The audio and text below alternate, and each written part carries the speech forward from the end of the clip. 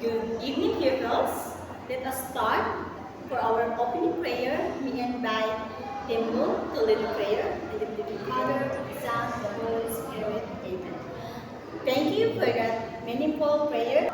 So now, to set the mood up, when I say afternoon, you say good. Afternoon, good.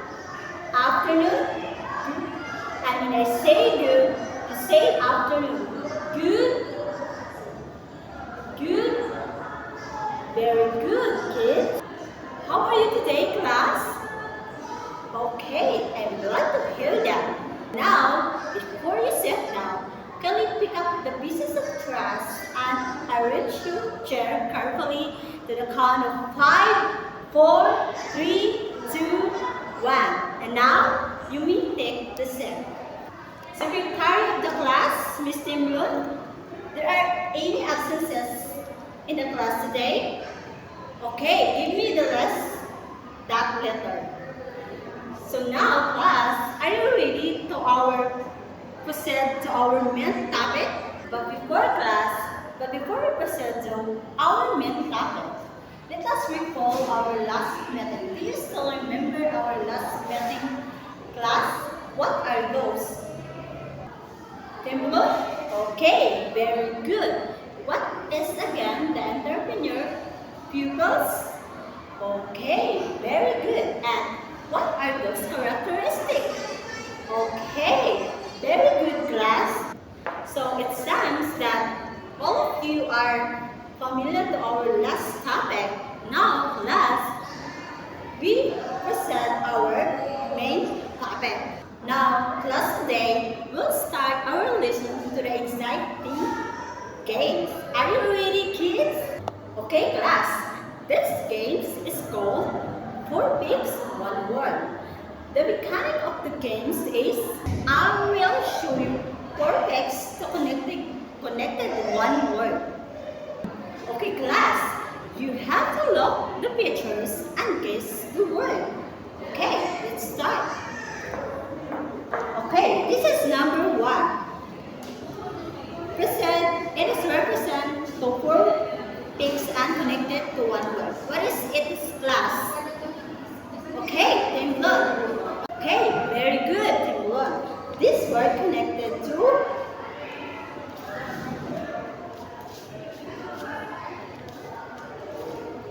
buyer.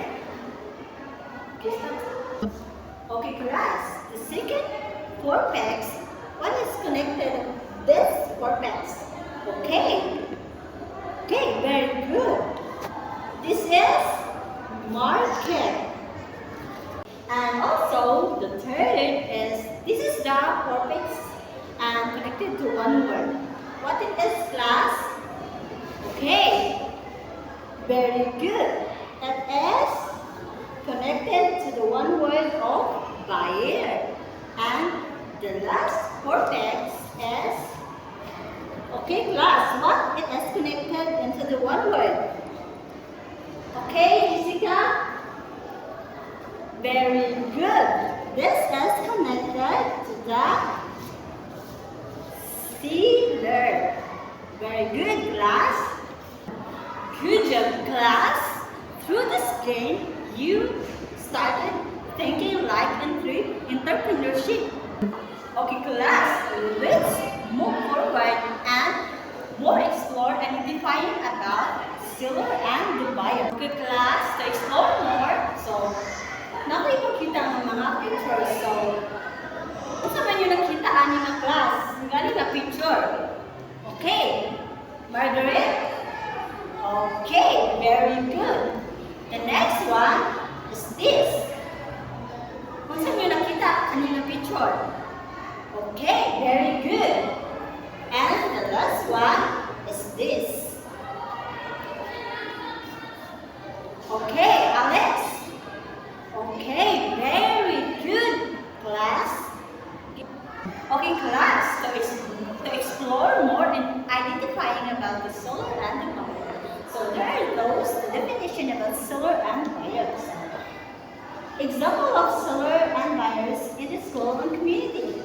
So differences and shape between seller and the buyer, and the third one is the importance understanding the buyer's need. And also class, another definition of a seller and buyer is to sell the right product, to improve the business, and to make customers happy. Let's move on and continue to our main topic, the seller and the buyer. So, this is the buyer. So, definition of buyer is a person who purchases goods or services in exchange for money class. And the seller is a person who offers goods or services in exchange for money class.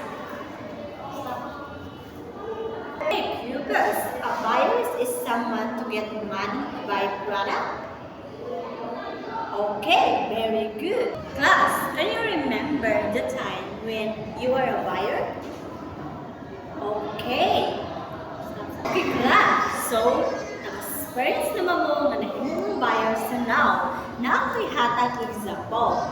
So, na ako'y baligya donuts nga tag 10 pesos. So, nipalit mo. So, who is the buyer and who is the seller class?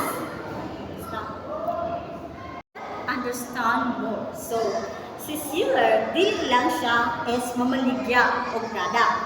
Mag-earn po siya ang sa nipaligya.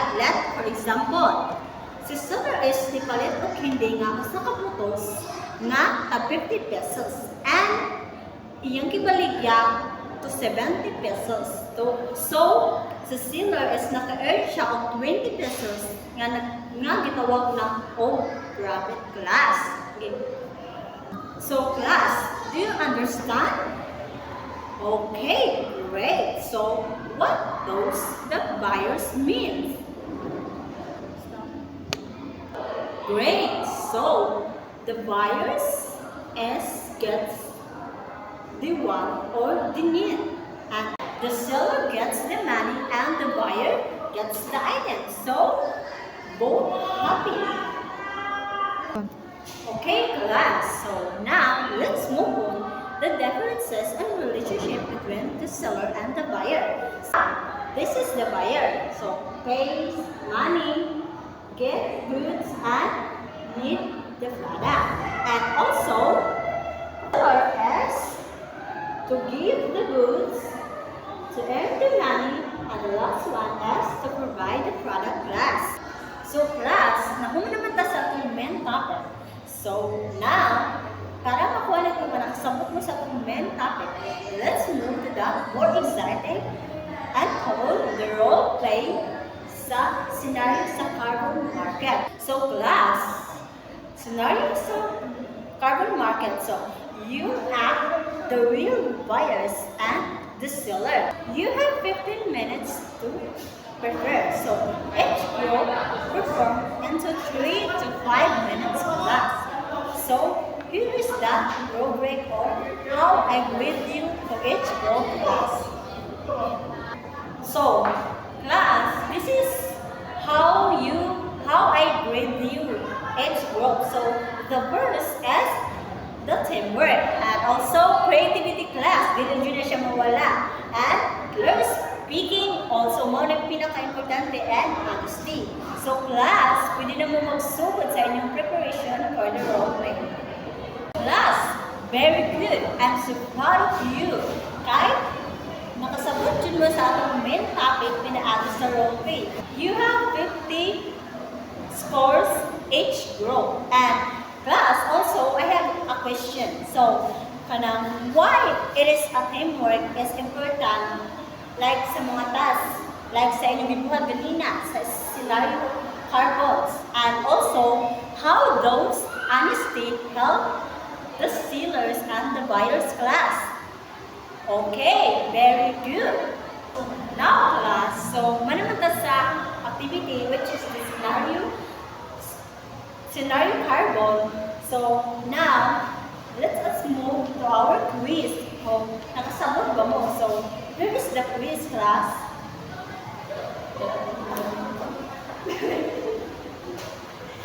One. So, muna ang quiz class. So, consider ninyo. So, the first is 1 to 5. So, you have answered to A into seller and B to a buyer. And to 6 to 10 class, you have answered to true or false. Alright, pupils, I collected the fingers.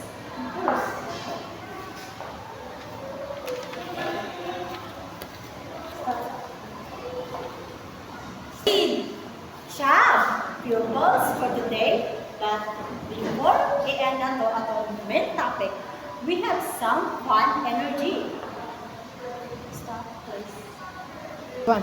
So, okay class, let's stand up. So, today, let's play hip hip hooray. But instead of hip hip hooray, let's play seller or buyer class. Stop. Okay class, if I will put my fingers, it will be select. And the next fingers is, it will be buyers. Let's start. Buyer. Okay, seller, buyer,